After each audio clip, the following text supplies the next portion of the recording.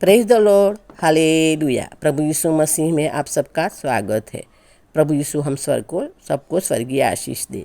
आमीन। धन्यवाद। परमेश्वर के लोगों, हम आज पवित्र शास्त्र बाइबल की लय व्यवस्था 19 और 9वीं आयत से, लय व्यवस्था 23 और 22 आयत से, 23 अध्याय 22 आयत से और व्यवस्था विवरण का 24 अध्याय और 19 आयत से हम बात करेंगे। परमेश्वर के लोगों, इस अध्याय में परमेश्वर ने गरीबों की, विधवाओं की, अनाथों की शुद्धि लेने के लिए बात की है। परमेश्वर के लोगों, हमको बताया गया है कि जब आप खेत में धान फसल उगाते हो, धान फसल आपको बहुत मिलती है, तो आपके खेत में आप कोने में कुछ थोड़ा धान छोड़ दीजिए। हाँ, बालों बांधते हो तब कुछ बालियाँ खेत में छोड़ दीजिए। हाँ, धान कुछ छोड़ दीजिए, क्योंकि आपके पास खेत है, आपके पास पूरा फसल है। लेकिन विधवा के लिए, निर्धन के लिए, अनाथ के लिए क्या है? हाँ, तो वो उनमें से, वो जो खेत में आप छोड़ दोगे, उनमें से ये लोग अपना गुजारा चलाएंगे। हाँ, हम में से परमेश्वर के कुछ लोग ऐसे हैं कि जिनके पास पति नहीं है, जिनके पास पापा या माँ बाप नहीं है, अनाथ है। हाँ, वो लोग सोचते हैं कि हमारा क्या, हमारा कोई नहीं है, हमारा सहायक को कौन। लेकिन परमेश्वर के लोगों, आपका सहायक है परमेश्वर पिता, यहोवा देव बाप, प्रभु यीशु आपका सहायक है, आपकी शुद्धि लेता है। हाँ, आपको प्यार करता है। इसीलिए तो ये आयतों में बताया गया है कि खेत में धान कोने में छोड़िए। जब द्राक्षावाड़ी रोपते हो तो द्राक्षावाड़ी में भी कुछ द्राक्षा अनाथों, विधवाओं और निर्धनों के लिए आप छोड़िए, ताकि उनका गुजारा हो। परमेश्वर के लोगों, नाओमी अपनी 2 बहुएं लेकर रह रही थी और वो वापस बैतलहम आ रही थी, तो अपनी बहुओं को वो मना कर दिया। हाँ, अपनी रूथ बहू और ओप्राह उसकी बहू को मना किया, लेकिन ओप्राह नहीं आई, लेकिन रूथ उनके साथ आई। बैतलहम में वो लोग आए। बैतलहम में वो आई तो रूथ ने देखा कि अभी घर में कुछ खाने को है नहीं, अभी खाना कहाँ से आएगा, भोजन तो चाहिए टाइम पर। रूथ ने कहा कि सासू माँ, अभी मैं कुछ काम करूँगी, मुझे कैसा काम मिलेगा, कैसी नौकरी मिलेगी वो तो पता नहीं, लेकिन मैं खेत में कुछ बालियाँ बीनने के लिए जाऊँगी। और यही विधवा का काम था। और वो बोआज के खेत में गई। वहाँ उसने काफ़ी धान इकट्ठा किया। उसने कहीं बालियाँ बीनी और बोआज ने भी कहा कि कुछ अनाज, कुछ धान, कुछ जौ खेत में छोड़ दीजिए। तो उसी हिसाब से वो रूथ पूरा धान, पूरा जौ घर लेके आई, खुद ने भी खाया, अपनी सास को भी खिलाया। इस तरह से विधवाओं का खेत में से पूरा धान मिलने से उनका पेट भरा।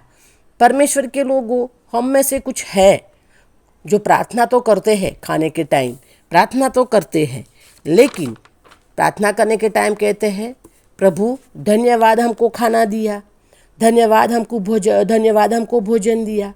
हाँ, ऐसी प्रार्थना करते हैं। और फिर कहते हैं, हमें दिया वैसे भूखों को भी भोजन देना, प्यासों को पानी देना। प्रार्थना तो कर लेते हैं, लेकिन जब देना होता है तो नहीं देते हैं। अपने घर आए मांगने वाले को भी खाना नहीं देते हैं। हाँ, प्रार्थना जरूर करते हैं। तो परमेश्वर के लोगों, हमें वचन पढ़ना है, सिर्फ पढ़ना है इतना नहीं है, हमें वचन को पढ़ने के साथ मानना भी है। वचन के हिसाब से हमें चलना ही है, बाइबल के वचन के अनुसार हमें चलना भी है।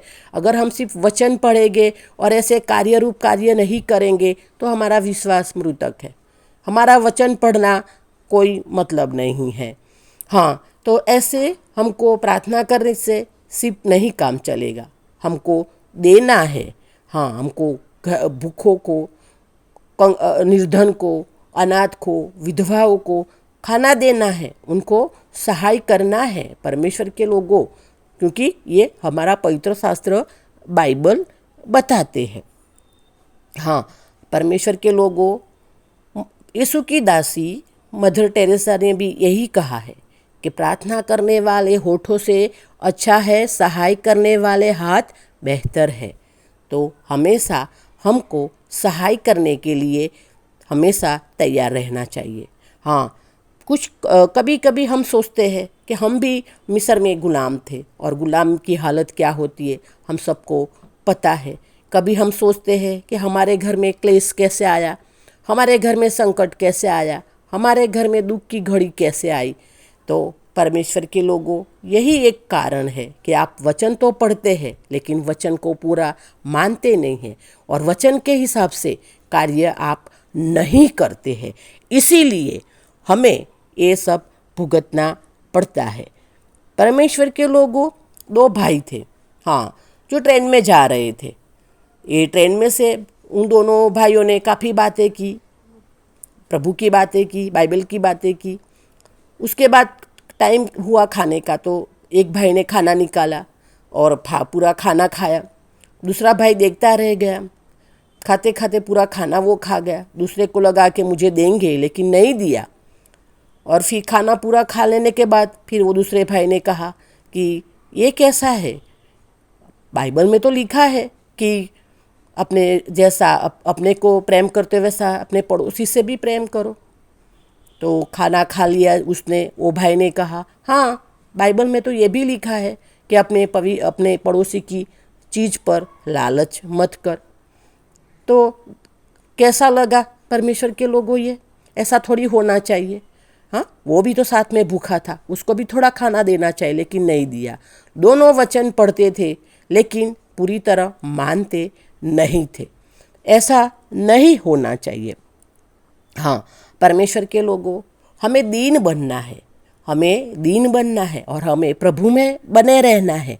हाँ, कुछ लोग होते हैं ऐसे कि छोटा मोटा काम करने से शर्माते हैं। कोई लोग बोलते हैं नहीं, हमें गवर्नमेंट जॉब मिलेगी तभी हम जॉब करेंगे। हाँ, हम ना छोटा मोटा काम नहीं करेंगे, शर्माते हैं। हाँ, हमें जो गवर्नमेंट जॉब से ही क्या सैलरी मिलेगी और उसी से हमारा पेट भरेगा क्या, उसी से हमारा भोजन और भोजन वस्तु और सारी चीज़ें की पूरी होगी। दूसरा काम करने से क्या नहीं पूरा होगा। तो हमें काम करने में कभी शर्माना नहीं चाहिए, हमें काम करने में कभी पीछे नहीं हटना चाहिए। काम छोटा हो या बड़ा, काम करना चाहिए, क्योंकि हमको जीना है और जीने के लिए हमको खाना खाना है और खाना खाने के लिए हमें मेहनत करनी है, हमें काम करना है। तो हमेशा के लिए कुछ भी काम हो, काम करने के लिए हमें तैयार रहना चाहिए। शर्माना, डरना, घबराना नहीं चाहिए। हाँ, परमेश्वर के लोगों, एक लड़का था जो अपना माँ बाप के पर नहीं डिपेंड रहना चाहता था। वो सुबह दूध भी बांटता था, पेपर भी बांटता था और उससे कमाए हुए पैसों से अपनी फीस भरता था और फिर पूरे दिन वो अपनी पढ़ाई भी करता था। तो ऐसे हमें भी बनना चाहिए। परमेश्वर के लोगों, अभी मैं पवित्र शास्त्र बाइबल की एक सैमुएल की किताब और 16वां अध्याय और 12वीं आयत से बात करेंगे। हाँ, परमेश्वर के लोगों, पवित्र शास्त्र बाइबल का सैमुएल की किताब और 17 अध्याय और 17 आयत की हम बात करेंगे। जब राजा का अभिषेक होना था तो दाऊद के भाइयों में से किसी का अभिषेक नहीं हुआ। जब दाऊद आया तो कहा हाँ, इसका लाली बहुत है, दिखने में मतलब उसका सुडौल शरीर है, दिखने में अच्छा है। और दाऊद एक चरवाहा था। वो चरवाहा होते हुए भी प्रभु की स्तुति आराधना करता रहता था, जंगलों में भी प्रभु की महिमा और स्तुति आराधना करता रहता था। तो शमूएल ने उनके भाइयों का अभिषेक नहीं किया, क्योंकि यहोवा ने नहीं किया। जब दाऊद आया तो यहोवा देव ने यहोशू को कहा कि हाँ, अभी दाऊद का अभिषेक करो राजा बनने के लिए। तो यहोशू ने दाऊद को तेल लगाकर उसको राजा बनने के लिए घोषित किया, आने वाला राजा बनने के लिए घोषित किया। तो ये दाऊद अभी इज़राइलियों का राजा बनने वाला था। एक दिन ऐसा हुआ, उनके पिता ने कहा कि दाऊद, ये थोड़ा भुना हुआ अनाज और ये रोटियां छावनी में लेके जा, तेरे भाइयों के लिए छावनी में भुना हुआ अनाज और ये रोटी लेके जा।